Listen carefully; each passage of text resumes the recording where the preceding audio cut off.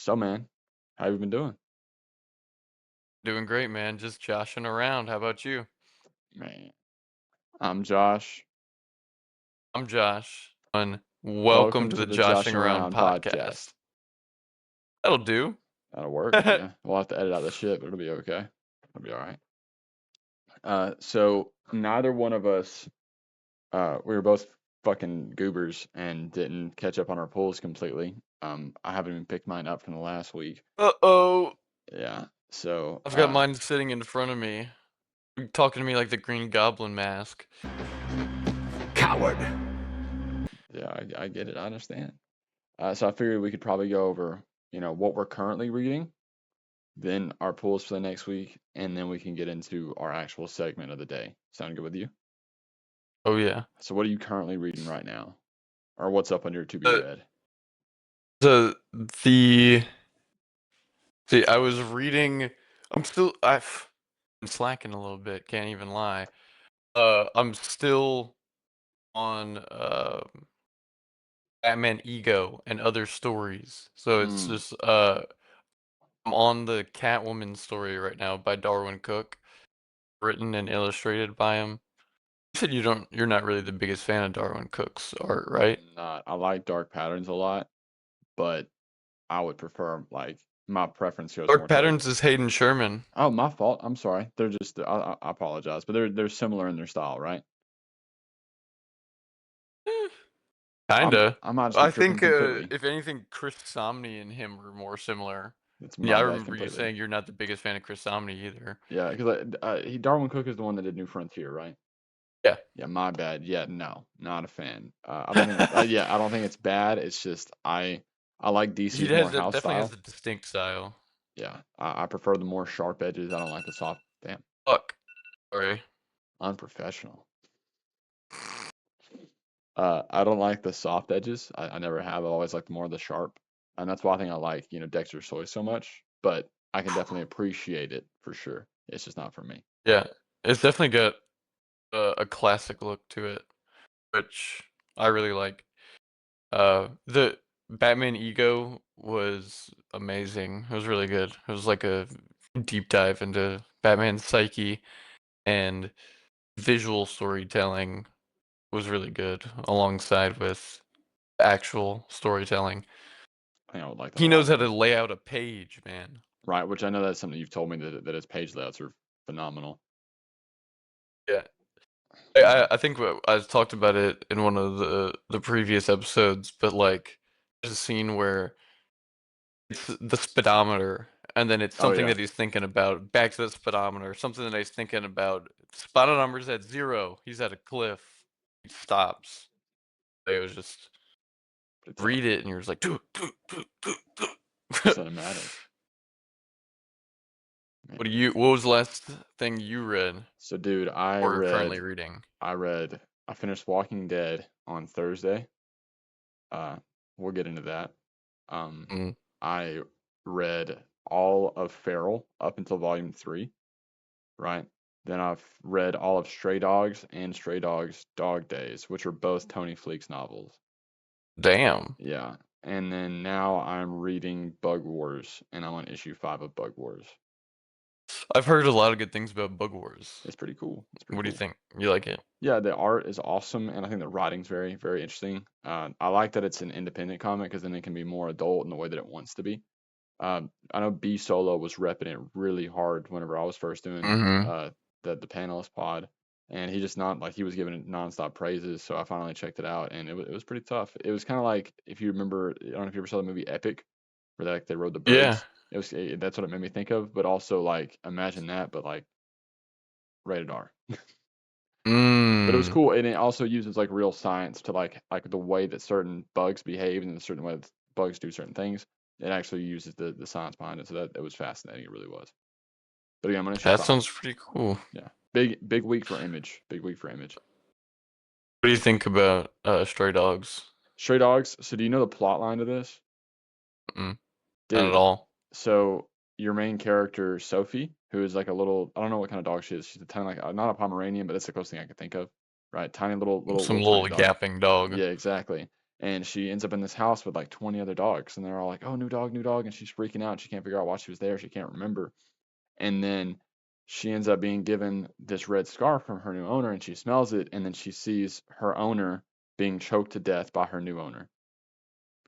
And then she starts freaking out, being like, "No, my person, she was killed." And they're like, "No, no, no, that's not what's happening." And then they end up finding other signs of something sinister that's happening.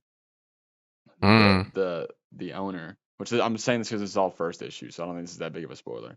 Their new owner is a serial killer who collects the dogs as trophies of his victims. Yeah.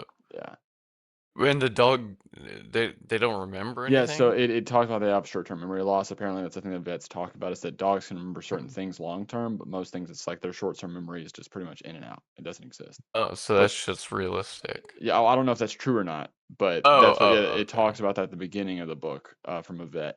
So it was a really interesting plot line. There were some moments I was like, dog, no, not even dog, no, like Dog. DAWG, DAWG. It was, Literally. yeah, it Dog. was, and then Stray Dogs Dog Days was kind of just it was like a one shot going through all of the dog stories. So like you would see the background of like one or two dogs in the actual mainline story, but then this one went through like every dog's backstory. So they were both pretty solid. I give them both like an 8 out of 10. Hell yeah. Yeah. What do you give Feral so far? Feral, like, all right, the first trade, I'm gonna be honest, it was a rough read. It was like 5 out of 10 for me. It really was. I mean, I wouldn't recommend it, but also I wouldn't say it was terrible. I just didn't really enjoy it that much. But then it progressively got better with every trade. Like the second trade had a really interesting plot line around it that introduced me to a real thing that I didn't know about. There's this crazy cat lady that's collecting all these cats, and she's separating the rabid ones from the clean ones, but she also disciplines the bad kitties. What we don't know is that she's infected with some other kind of virus as well. And it is like toxoplasmosis or something like that. I might be saying that wrong. It is a, I've actually heard of yeah, it's that. a real parasite that infects one Yeah, third of the the population, cats. and it makes you care more about cats than yourself, and you kind of get delirious when it comes to cats. And I didn't know that existed, and Yeah. that's what the lady Yeah, had. it's like through their like pheromones or some shit. It's usually we contract it whenever we're cleaning out cat litter. And again, one Ooh. third of the population has this disease that makes you care more for cats. And the same parasite, not disease, parasite. The same parasite also infects rats and makes them attracted to cat urine to fall into death traps. So like, Hmm. dude, that's wild. So yeah, that trade introducing that was really cool. And then the last trade, volume 3, it it introduced this new hierarchy of cats where they end up finding like a pet city that's locked down where all these cats are in here, and they have kind of like they have a mother cat that they listen to, and they have rules and discipline, and bad kitties get punished, good kitties eat, and just what happens with that. This is It's like outside of the house or yeah, so like inside of the yeah, so house? like all right, it starts off with them getting captured by animal control and that van wrecks, and they're in the woods, and they're trying to survive in the woods, and then they end up in this cat lady's house, and then that ends with them escaping that house, and then it ends up with them in a pet city, and what happens in Pet City. Isn't this, sorry, but these are sitting on my desk just like Dude, I haven't read them yet. I I'm just can't, looking at them like, ooh, fuck. dude, I can't believe that. Again, I This one still got to pick them is up. especially, I love this cover. That's a beautiful Oh, cover. the gun is connecting to the peace sign. Oh, Oh man, mm. so good. That reminds me. Fuck three-letter agencies. Just Fuck three-letter agencies, and let's promote peace like this guy. yeah, fuck three-letter agencies. Anyway, God. So, on to our favorite comic runs. Yeah, so for us being fucking losers, we did not read our pools as well. You read the DCKO tie-ins. I didn't pick anything up, so we're going to do a segment discussing our top 3 favorite comic runs / stories / whatever the fuck to call it. Because I think one of mine is not considered a run. I don't know what the official claim would be, so I'm not gonna. It's open ended. My favorite things from Limited comics. series, I don't know what it would be called because perhaps. I'm not sure. But either way, it's gonna be in um, here and it's gonna be talked about. I had a little bit of a hard time like picking out these because for some reason I wanted to pick something that was like prolific, or something like meaningful to the comic comic Right. book world. Uh, I dropped that and I was just like, these are my favorite. Yeah. Uh, So I I didn't put it in order per se. So I put mine in order. you what? I put mine in order. So you start off with your number 3 and I'll decide my order. Okay. So, my number 3, this is one of the most impactful stories of all time. I think we've talked about it on every single episode of the I think so. podcast. I I think think, so. yeah, I'm pretty sure I we already know have. what you're gonna say. Yeah, so my number 3 is Watchmen by Alan Moore and art by Dave Gibbons. I'm not going to go too much in depth on it because again, I'm pretty sure we've brought it up every single episode. Mhm. It is so fucking good.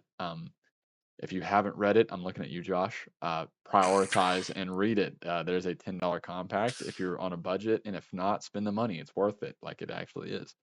Again, Yeah, there's the nothing else art to is this. beautiful It's in that so good. trade. I mean, I The think it colors is. pop like Yeah, crazy. it's definitely worth it. I just know some people are like, I can't afford Yeah. $40 on a book. Again, it's got a DC compact. I'm telling you, it's worth it. Or do the fucking $12 a month for DC Ultra. Read that. I don't give a shit. Just read it. It's so good.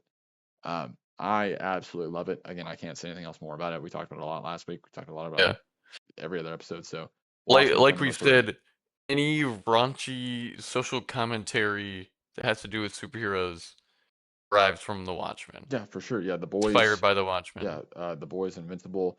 Like I again, there's so many things that you would not have today. If what like I don't think like Kick Ass would exist. I don't think just any of these things that are parodizing comic book superheroes in a way that's like more social. Also Yeah, critiquing them. but critiquing in the same way is it's derived from Alan Moore. And again, like just the themes that are talked about in this through the social economic ideas, the class systems, the talking about intellect and religion and politics, talking about white supremacy and the way that how the superhero was made. It's just the way that Alan Moore was able to write that all out in '86. I think it was, dude, fucking genius. I know he's a bit of an asshole, but dude, holy shit. Yeah, he's a seasoned old man. Yeah, it's just still it's absolutely fucking beautiful. If you haven't had a chance, please take the time to read it. I promise it'll be worth your time. Anyway, what's your number 3? My number 3, I'm gonna go with Robin and Batman by Jeff Lemire and Dustin Nguyen. Okay. So that jump started my love for Dustin Nguyen. Uh, this is a year 1 Robin story. So the introduction to Dick Grayson and his first year as Robin, and I love it. I love it. I'm a sucker for any kind of Dick Grayson origin story or anything that puts him back in the Robin suit. I love seeing. And Dustin Nguyen's art is beautiful. Jeff Lemire's writing is so cohesive, and I just love. Honestly, my favorite part is just seeing these different things, like seeing Gotham, seeing the Teen Titans, seeing the Justice League, all in Dustin Nguyen's style. Yeah, for sure. His beautiful watercolors, because he does his own watercolors in this one. I think his art is at its best whenever he does his own colors, because That it's so watercolor, unique. it's so Yeah, nice. yeah. I don't have that much to say other than that. I mean, Um, that's beautiful. yeah, I love that comic. It's awesome, man. It's awesome for sure. I haven't tapped in. I need to. I'm sure I can get it on Ultra or something, or Have I you can have find you back read issues. Robin and Batman, Jason Todd? No, I remember seeing those covers, and those covers blew me away whenever I saw them.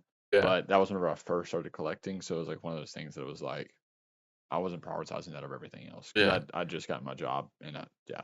Anyway, That so that one was good. I think the original one's definitely better though. I remember that cover with the gas mask and just being like, dude, this shit looks so Yeah. fucking awesome. But again, like you said, the It watercolors he adds a does. lot of context to Jason Todd, to his story. And is it actually good writing for Jason or? Yeah. Okay. It is good writing. I know Jeff that. Lemire is doing God's work. Is he, I don't think I've ever read a Jeff Lemire story. I might be tripping. I've read a couple, that one and uh Green Lantern is Jeff Lemire, I'm pretty sure. Absolute Green Lantern. Mm. I like those first 2 issues, but I dropped it after that, to be honest with you. Anyway, My number 2, call it recency bias, call it whatever the fuck. Robert Kirkman has the fucking Midas touch. It is The Walking Dead. I think the only reason why Midas touch. yeah, he does, dude. Okay, that'll little foreshadowing. Anyway, holy shit. It is so good. It is so unbelievably good. I could talk about this for another 6 hours, I feel like, front to back. I only, again, 4 compendiums, over 5,000 pages, over 193 issues. I have one complaint. One singular complaint. And I don't want to talk about it because it's a huge spoiler. One singular complaint, okay? I think that's it. Over 193 issues, and I'm being serious. It is so unbelievably good. His writing is fantastic. His characterization is great. I love so many of the characters, and the characters that you don't love, there's a reason for it. Negan is one of my favorite characters of all time. Like, holy shit, I love his writing and the way that his dialogue is. And then Rick This guy Grimes. loves Deathstroke and Negan.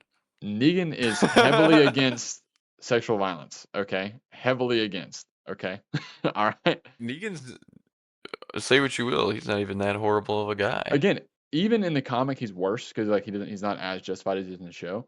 But like, I can't think of a single time that he killed somebody in the comic or show that it wasn't like, hey, there's an actual reason for this. Now, Yeah. was it moral? No, but he had a reason every time. It wasn't just like, hey, I'm just gonna kill this guy for shits and giggles. Like, again, I really love Negan, and you could tell reading it that Robert Kirkman fucking loved Negan. It was so fun.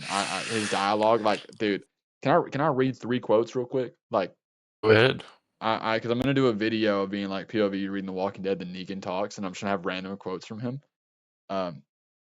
This is I wonder if this will get us in trouble or something, even though we don't get enough views for that. I'm about as useful as a fingerless eunuch during Fuckfest February. Someone give me a gun. You were a badass and you were hot as fuck. I'd have been honored for you to be the one to kill me. He's not dying there. Who is he talking to, Michonne? He's talking to Andrea. Oh. What else, man? I had a few other ones saved too. He told Rick to let me baby bird my wisdom into that sweet hot mouth of yours. What? Hey, like, Jeffrey Dean Morgan was such a good choice for that character. Then there's a point to where he's talking to somebody and he's like, I don't get brownie points for that. I don't get a special reward. Not even a sad eye contactless hand job. And it's like, and then he said, I'm gonna play ping pong with my dick all over these titties. Like, dude, holy shit. That's it. That's good. Man, I love it, dude. I can just hear all that shit in Jeffrey Dean Morgan's voice. Yeah, I'm so sad we didn't get that kind of dialogue in the show. It's TVMA and we couldn't get that. I'm so sad. Yeah. But anyway, there's a hint of it. Yeah, just a little bit. Yeah, I love him so much. But also Rick Grimes, genuinely one of the best characters ever written. They make him much more, I think, heroic in the comic than they do in the show. The show is more complicated. Just the way that the comic's so fucking good. Every villain is better than the next. How the group handles things, the real situations they go into, the way they actually handle them with real emotion and trauma, and how they cope with that. The commentary on families and political dynamics. It's beautiful. I'm serious. Even if you've seen the show, if you like the show, read the comic. It's so different. You can read it and still be surprised. I really, really enjoyed it, and I could not recommend it more. It's worth every dollar for every compendium. You're probably not going to get a deal like I got, but I would go back and spend the 150 for the 3 that I'm getting. I would spend the 200 for all 4. It's so good. Just to have them in the collection. Just to have them in the collection. I've already read them. They're great. Anyway. Oh yeah. My number 2, I'm going Absolute Martian Manhunter, Denise Camp and Javier Rodriguez. Man, talk about harmony between artist and writer. I've seen artist writer duos, people who do both, who don't even have it as harmonious as them. Visual storytelling works alongside the writing hand in hand. It's so good. Like this, I've heard somebody say that this is like the perfect example of what the comic book medium can do. Because this comic would be actively worse if it were a book, Yeah, just like a novel. If it For sure. were a movie, if it were an animated show, maybe, an animated Yeah. show though. I think if An you could animated get show would be yeah, if awesome. you get the same I creative think team for sure. they could do something with that, Yeah, but this comic book would be comic book.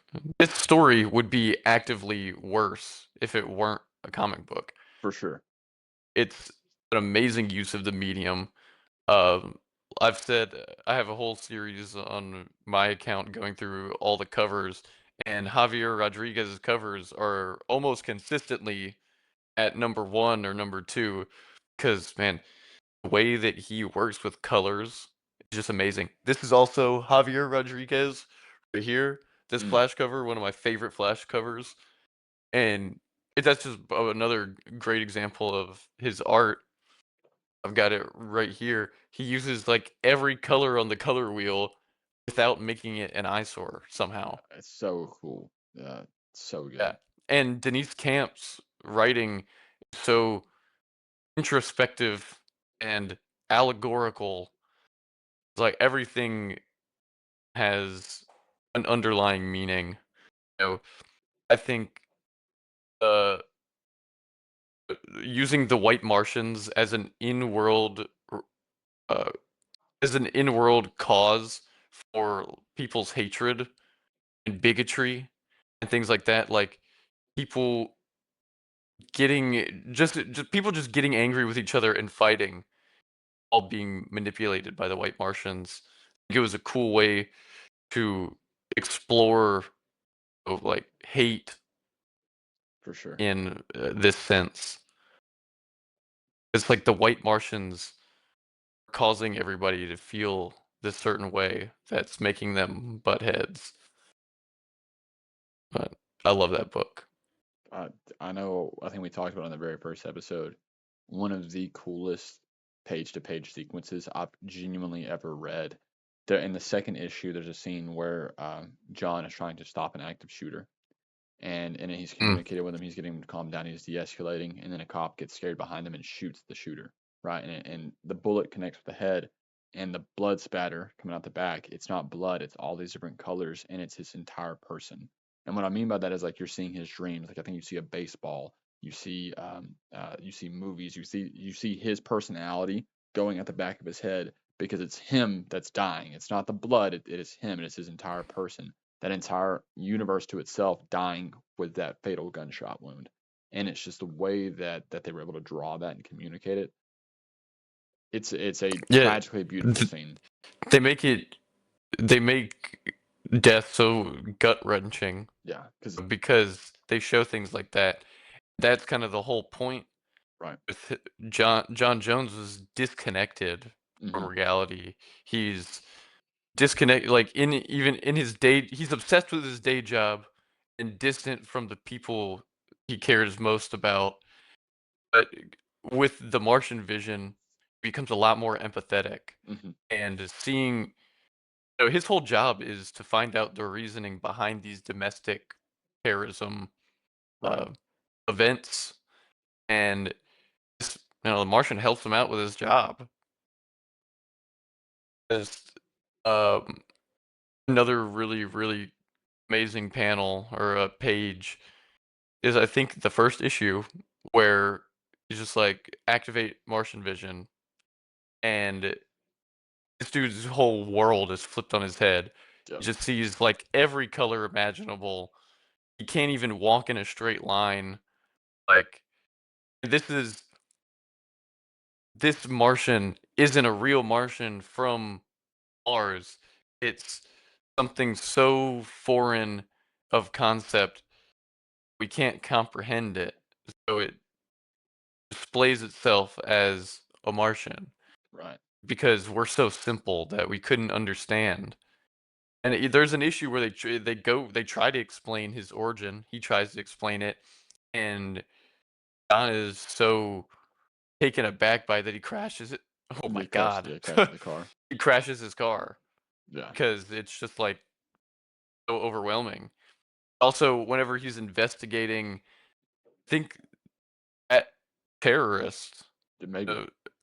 uh, when he's investigating him, he goes to his mom's house, and his mom's talking about uh how he was such a sweet kid and how he could have never done anything like this, and he breathed in her memories of Mhm. him and in full color sees his childhood and his aspirations.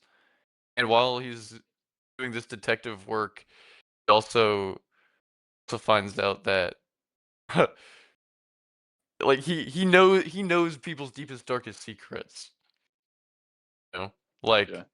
this lady is clearly smoking a cigarette, trying to hide the fact that she smokes weed.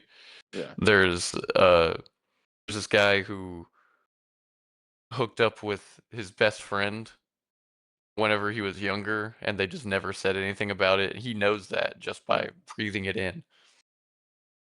Masterclass. Yeah. Masterclass. This is what the comic book medium is for. It's so beautiful, introspective, philosophical. I genuinely couldn't recommend it more. And I think the only reason why this doesn't have the popularity of like Absolute Batman is first off like the grotesque artwork because it's not as in your face, but also I think because of how sophisticated it is, the general Yeah, the general is just not going to click with it the same way. It's so good. It's a great pick. your turn.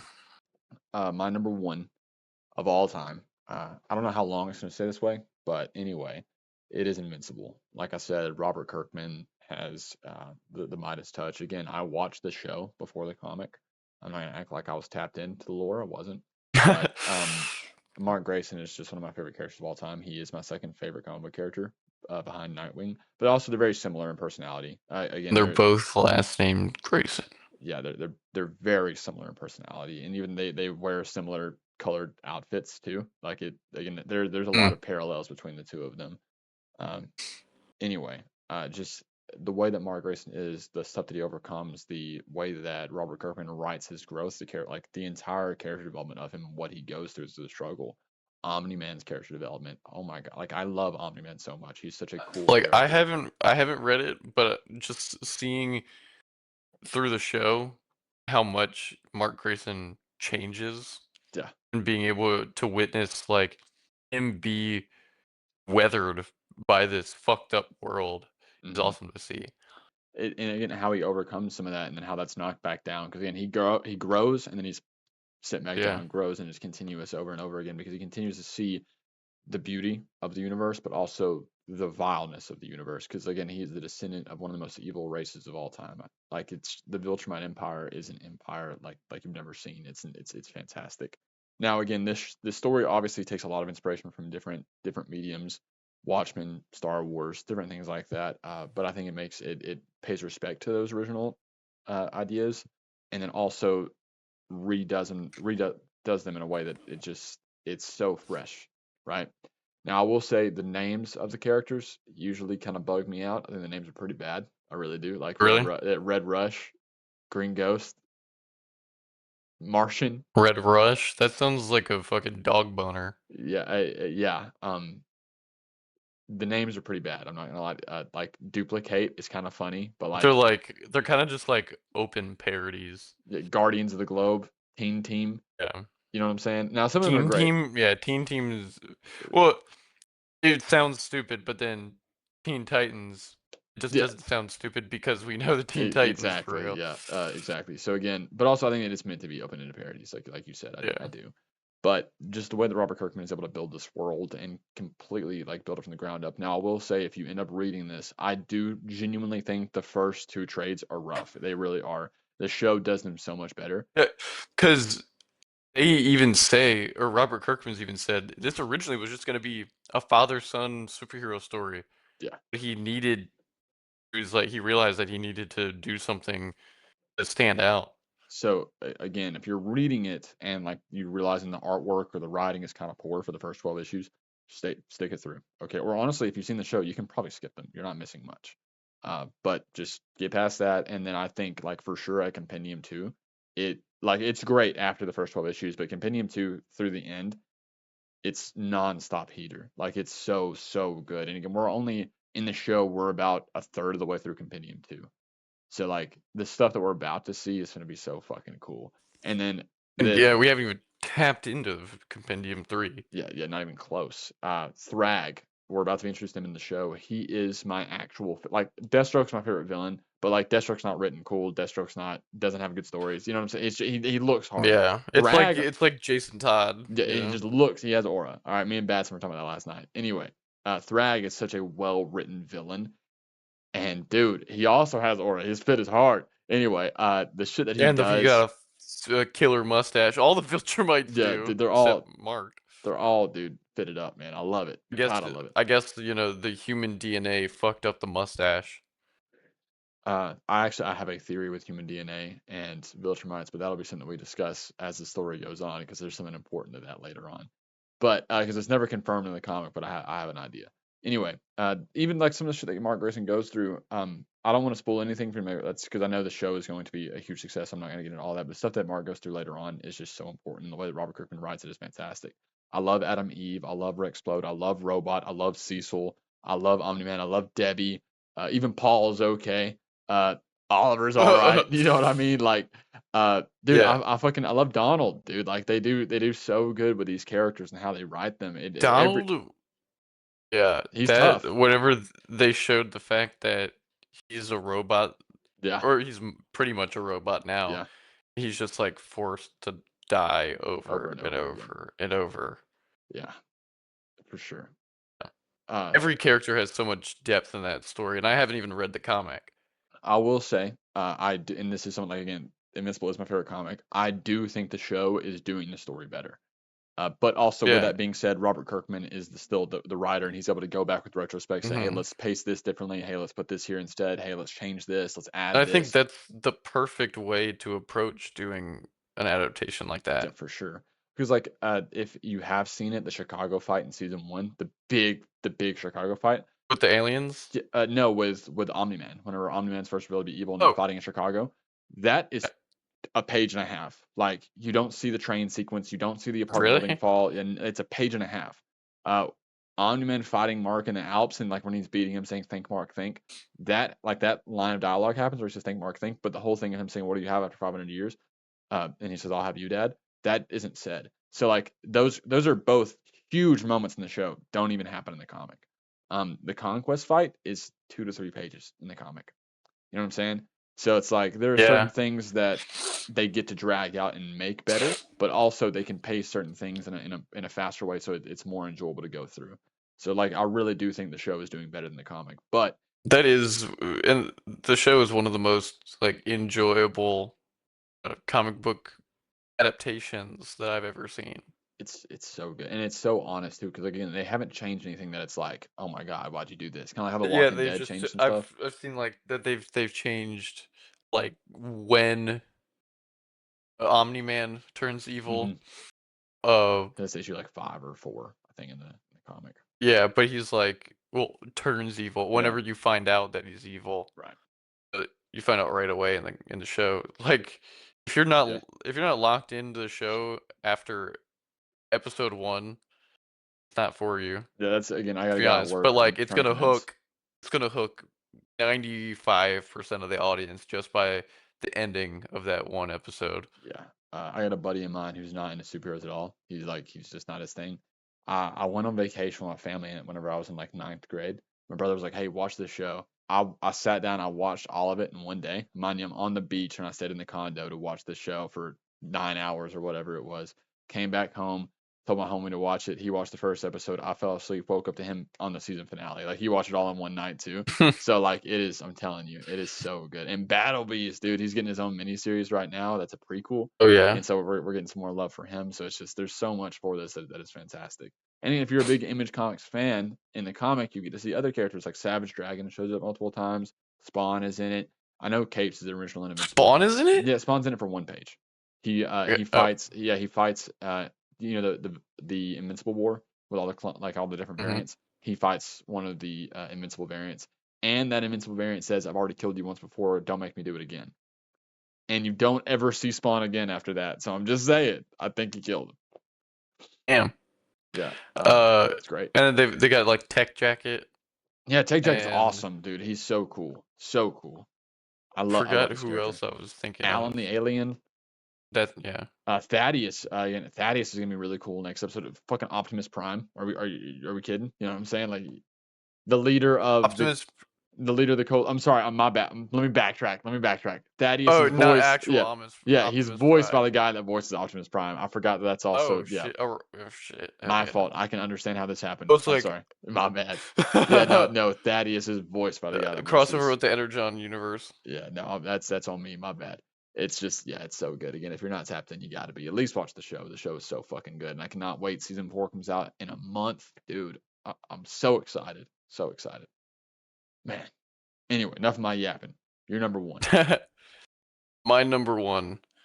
It's what got me into comics. Mm. Very, very influential to the medium as a whole.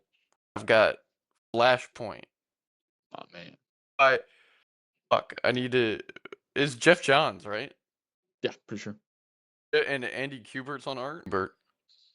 I don't have the omnibus. I haven't read the story in its entirety with going more into depth with each character.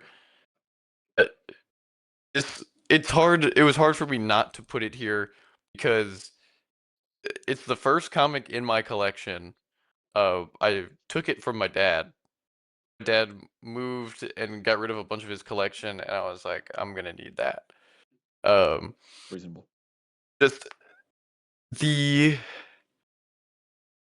It's set up so much for the future of DC, and I didn't know this, but this is the story where Reverse Flash kills Barry's mom. I thought it was always a part of the history. It was one of the best retcons of all time. You don't think so? No, I didn't. I was agreeing with you. My bad. Yeah. I thought that was disapproving. No, I was like, One of the best retcons in history. That this hateful, spiteful motherfucker went back in time and just completely destroyed this dude's life. He or didn't he kill his best friend? oh Or so yeah, yeah, yeah. So he wouldn't he have a killed friend his growing up. best friend when he was a kid. He killed his mom, pushed him down the stairs, just Moved his gloves when fucked he was this trying to catch kid's a ball. life up. Yeah, Yeah. slightly moved it so he'd fuck up a game of baseball. This dude's hater energy was amplified in this comic, and he's one of my favorite villains, probably because of this. And the whole time Barry Allen's thinking that this is some plot that Hubert Thawne has in store for him, like another example of him fucking up his life. But no, he did it himself. He doesn't even remember. His memories are fading. He wants to get back to his world. He's powerless. That I wanted that. Oh my god, that scene where he's getting his powers back is fucking awesome, and It's it great. doesn't work the first time, so he's just fucking fried. Yeah. And he's like, "Let's do it again." And even Thomas Wayne, who's like a pretty insane Batman, is like, "What the fuck?" Yeah. He's like, "Are you?" He's like, "Are you for real? You're about to go back out there?" And also, that's awesome. The fact that the oh my god, I just stumbled over my words. It's that good. Uh, Leaves you yeah, speechless. the fact that Barry going back in time and changing this one thing sent ripples through time, changed everything. Bruce Wayne died instead of Thomas Wayne and Martha Wayne. Martha becomes the Joker. Thomas Wayne becomes Batman. He's more jaded. He uses guns. Um, Superman landed in a city instead of in rural Kansas, so he's taken over by the authorities, deprived of sunlight. Aquaman and Wonder Woman are in a war that kind of came from a little love triangle. And this Wonder Woman is badass. She don't play games. Yeah. Neither does Aquaman, to be fair. Yeah. Deathstroke, we love that he's a pirate. We don't. We don't. My favorite part of the book. Frankenstein fights Nazis. like you can't go wrong. But yeah, and the repercussions that this had going forward, Jeff Johns just does amazing work. Uh, because Barry Allen realizes that this was his fault, and it was all because he needed to save his mom. It's so poetic too that he has to go back and stop himself from saving his mother.